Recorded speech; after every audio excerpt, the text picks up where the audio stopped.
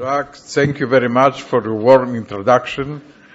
I chose the topic Quo Vadis, future of human reproduction, because always I believe in the future, and I hope for the good future. So, speaking once, as Jacques mentioned also, I'm coming from the main university in Israel, the Hebrew University, and the main institution, medical institution, the Hadassah Medical Center.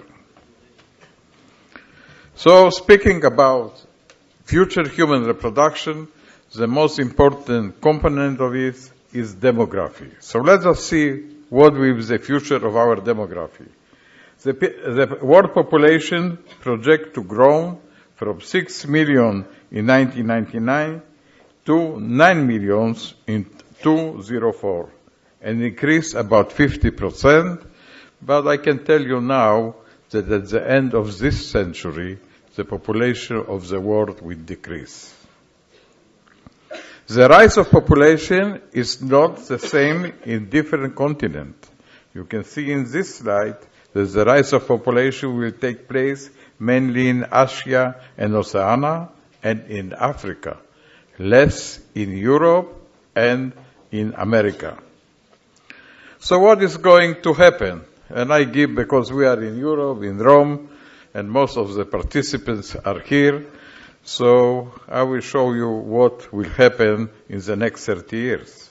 The population of Europe is decreasing. There is difference of the decrease by different countries, but on other side, once the population is decreasing, there is influx of immigration, and this I did not need to say here because you can hear it in the news every day. The influx will be from Africa, especially to France, Spain, and from Asia and Middle East, from Balkan going to Central Europe. This emigration is not only change of populations. Everybody has seen it in many pictures, what it causes. This is a big human problem. It will happen not only in European area, but the immigration is already happening in states, and I don't go to politics, but you can see the wall which is in the future to be built in the United States. So when you look on the population of the world in 2050, about 57% of the population will be Asia. Africa 27%, and when we speak Europe 7%, United States 7%, and so on. The other thing what happens is the decrease of fertility rate. The decrease of fertility rate you can see in the developed country, but you can observe it too in the developing countries. The greatest decrease in the fertility, and it started more early, was in the developed country, but we shall reach about 3 children per woman at the end of 2050. So what it will do? Decrease of the fertility rate, it will change the normal pyramid, what you can see on the left side, that we have young children, you have that you need schools, we have adults working, and small amount of people in retirement. This pyramid is already changing take place in Europe. The expectancy of life will increase. When we look on this, what I show is in this slide, so let's just say 1850, from United States data, the expected life was 43 years, America today 78, and when we look to 23rd century, the expected life will be 100 years. So, what will happen? There will be a change of the population. You can see in any continent with different numbers of older population, retired population. So the main question is, in the future of human life on this earth, who will take care of these two parents that they can be only replaced by 1.3 to 1.5 children? It is interesting to show that it will influence not only speaking generally, but looking on our field of medicine. When we take data, I took a slide from New Zealand, a very developed country. So you shall see that the number of people growing on in 51, there was older people about 28%, will reach in 2051 about 62%, and therefore you need to provide them health care. When you take data from Israel, admission to the emergency room, with the age, increasing age, the number of the admission to the emergency room are going and increasing.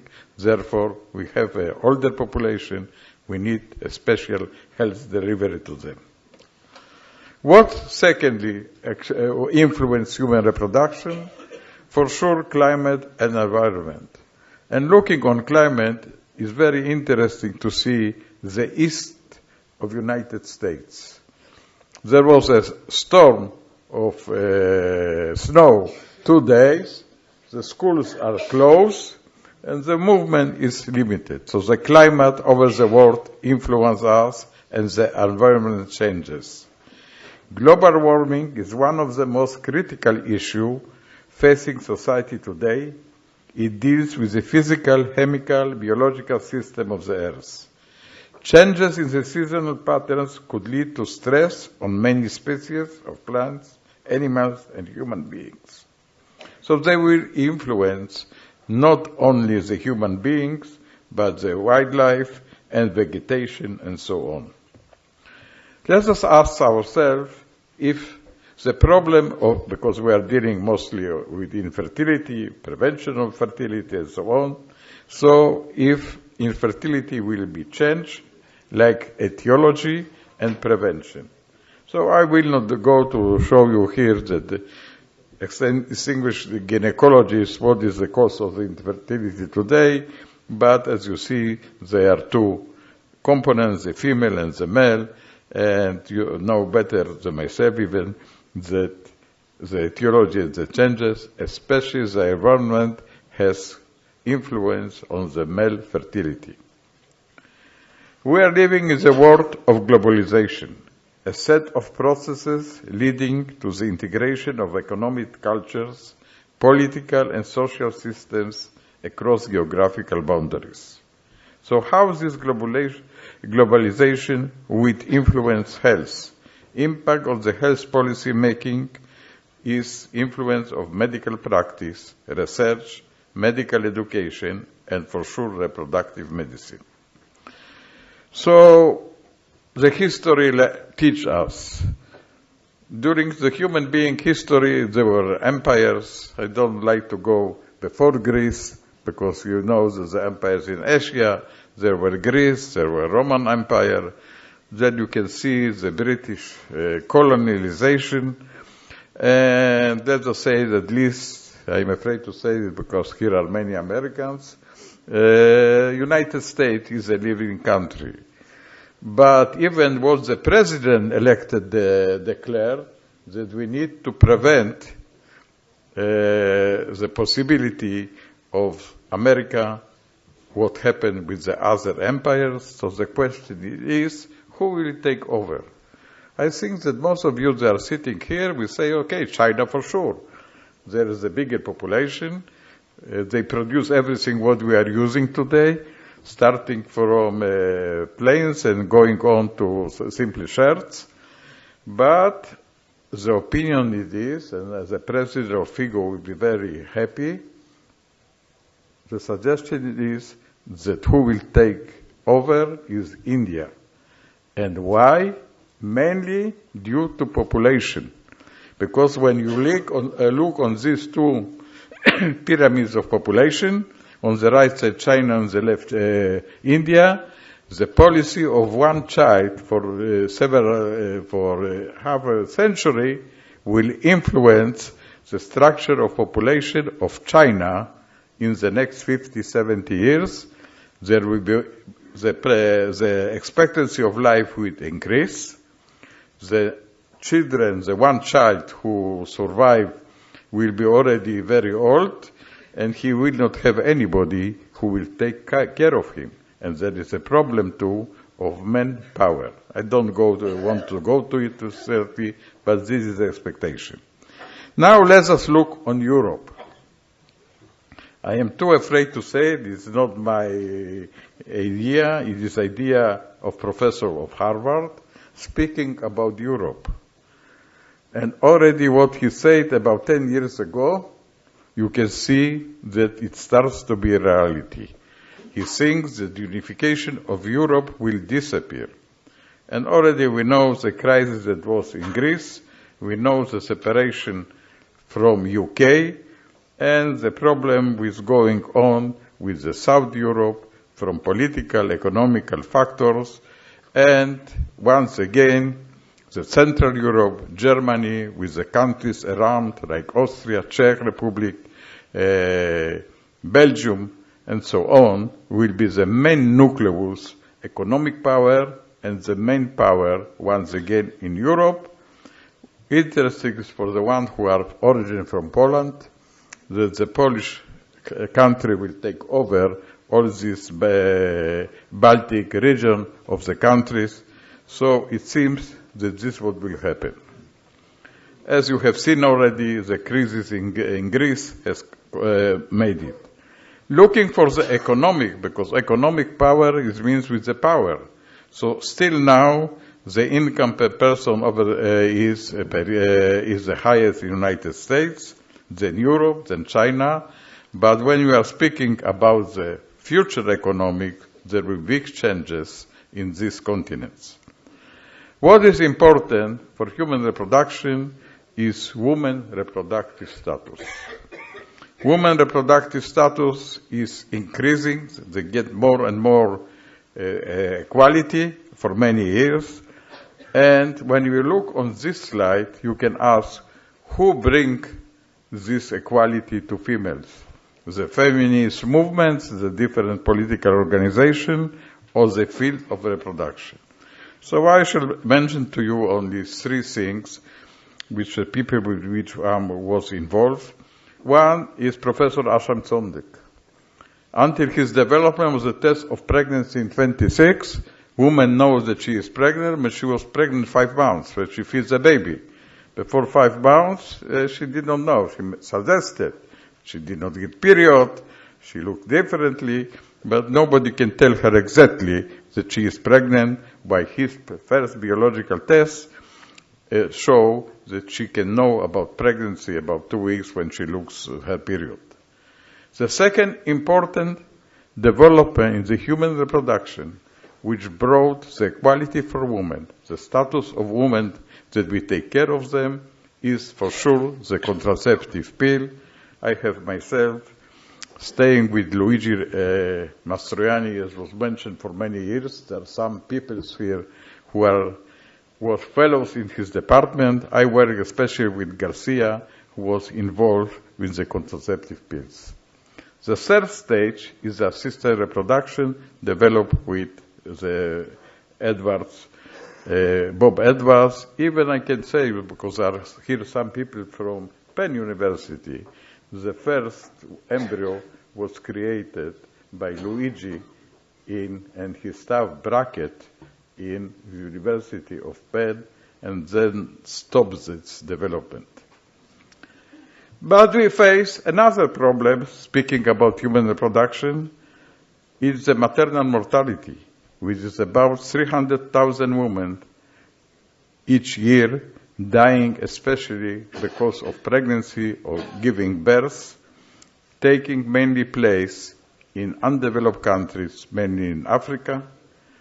The maternal death, global data, you can see it on this slide. FIGO is working very much on it, and others. And the reduction was in maternal deaths. But till now, every day, approximately 830 women die from preventable causes related to pregnancy and childbirth. The target is to reduce the global maternity mortality ratio to less than 70 per 100,000 lives. I hope that we will achieve it.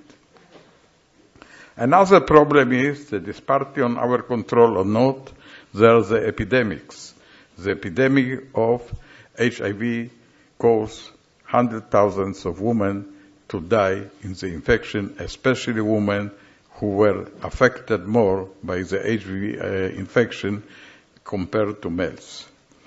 I am pleased that my son, the older one, introduced due to WH's work a method of prevention of AIDS that already about 20 million people in Africa undergo circumcision, because circumcision reduces the infection of males and therefore reduce the mortality. But we face another epidemic. Now we are with Zika, and I cannot tell you what will happen in the next generation.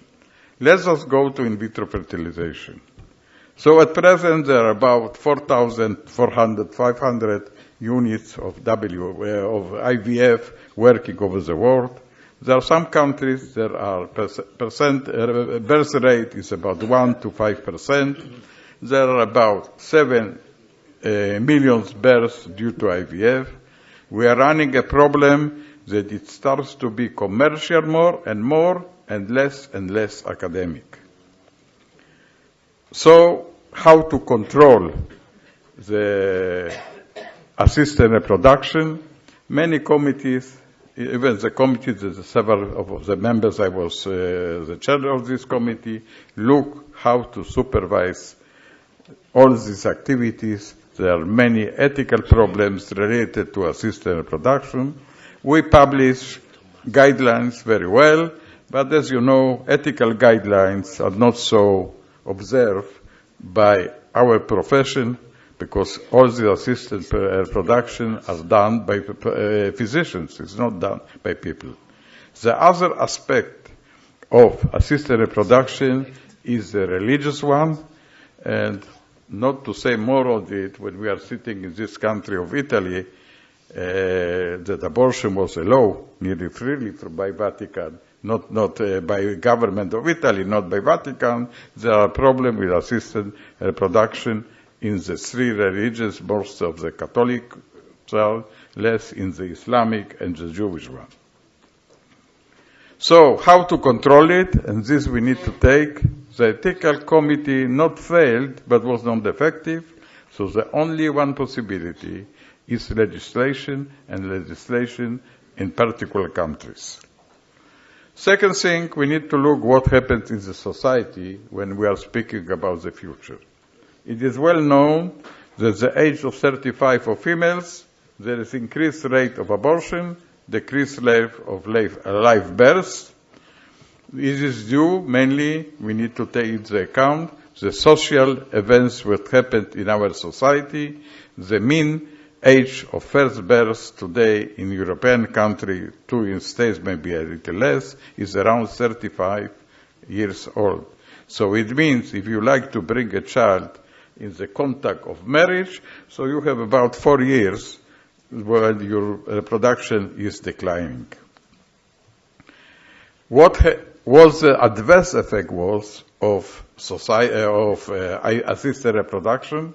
For sure, it affected the family unit, and especially the family unit on the conservative lives that were used. But it enables the reproduction in other part of population, like gays and lesbians. The main problem with assisted reproduction is donation of gametes. With sperm donation, the main effect is by the religious. The religion is not speaking only on the Christianity, that all or the Catholic Church, that all IVF is forbidden, as I say, but sperm donation is not accepted by Jewish religion and not by the Islamic one. And I am very pleased that here we have one of my students, and therefore somebody who replaced me as the chairman, Professor Laufer. We were the team who developed the possibility to use or to achieve pregnancy with ovum donation already 30 years ago.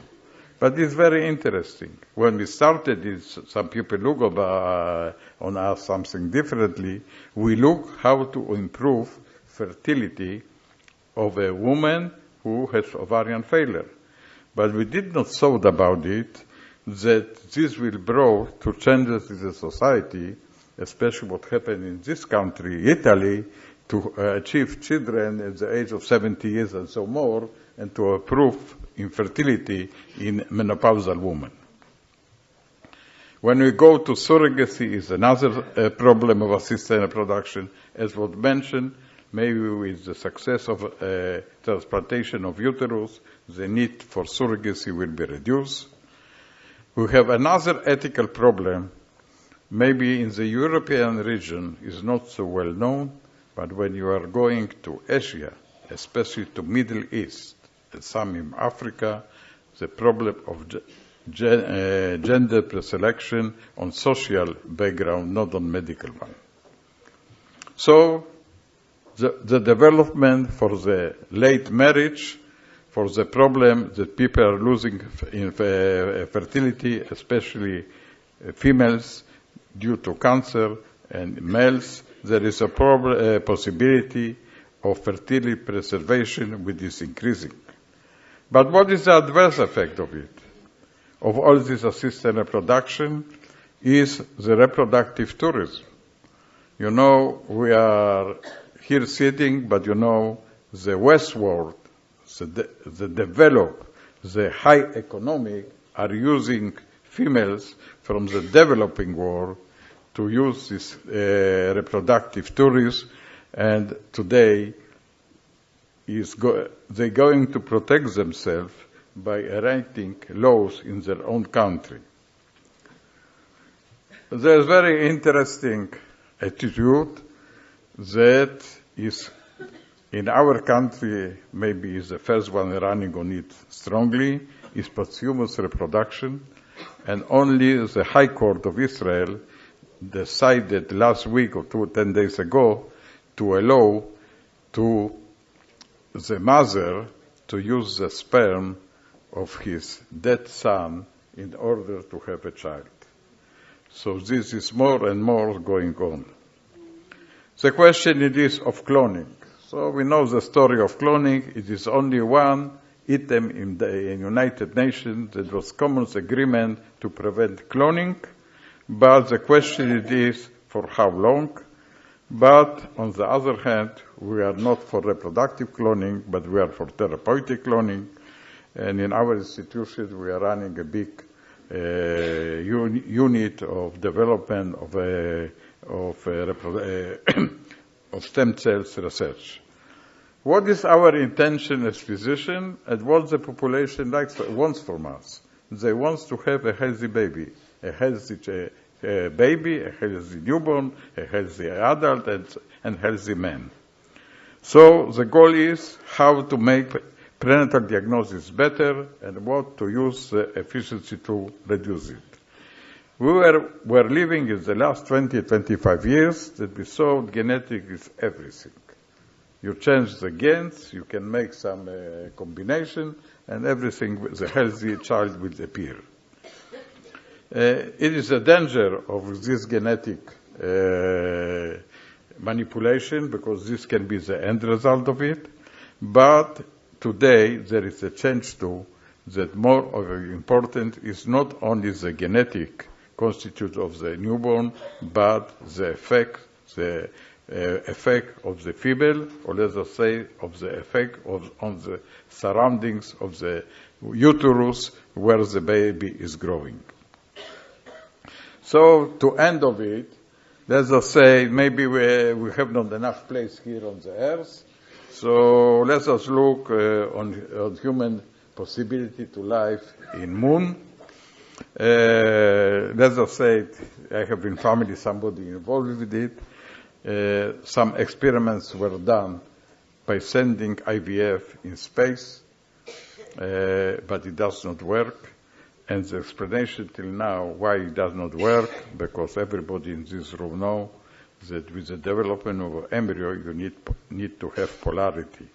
and the loss of gravidity prevents this development. So I try to show you our future and of our children. Some of these things I hope it will happen, but some maybe no. And thank you for your attention.